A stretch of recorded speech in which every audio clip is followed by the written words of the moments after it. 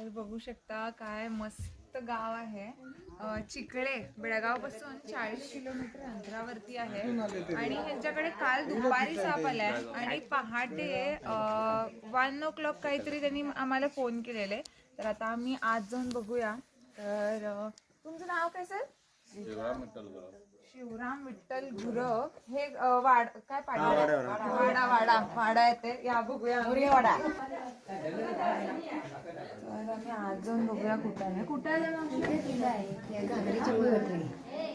म्हणजे तुम्ही रात्रीपासून झोपला की नाही हो? झोपला नाही न बाबा 2 पर्यंत आम्ही जागे झालो. 2 पासून अरे भीती वाटते ना. हा हा हा हा ते ह्याच्यामध्ये आहे बा. ते गालीच्या मध्ये कळशी कळशी आहे ते कळशी बघ. उद्या ह्याच्या मागे. ओ तर मला कुठं साप येऊन बसलाय आणि ह्यानी घाबरून झोपलेच नाहीत म्हणे.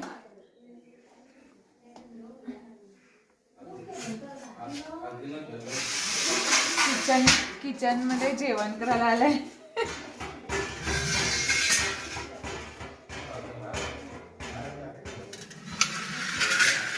वाव कसं साप बसलाय. काल बसून इकडच म्हणजे खायला वगैरे मिळालं तर असं साप थांबू शकतात जाय.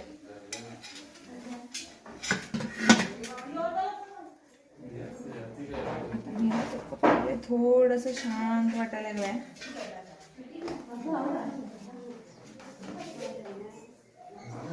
आणि बाहेर घेऊन जाऊया ह्याला. थोडस ऑइली ऑइली पण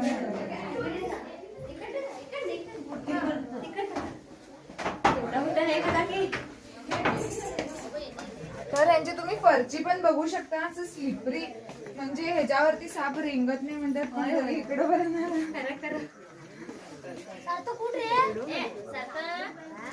तुम्हाला भेटायला आलाय बघा. घरामध्ये पूर्ण जंगलच आहे म्हणलं तर इथं दुसरे सुद्धा प्राणी असतात ने. काय काय दिसतंय? काय काय दिसतंय सांगा की तुमच्या इकडे काय काय दिसतंय जंगलमध्ये? बघा एवढे मोठे मोठे प्राण्यांना आम्ही दिसू दे म्हणून आम्ही जंगलमध्ये जातो. तर अशा ठिकाणी ह्यानी राहतात. आणि किचन मध्ये साप आलेला विषारी आहे, नाग आहे.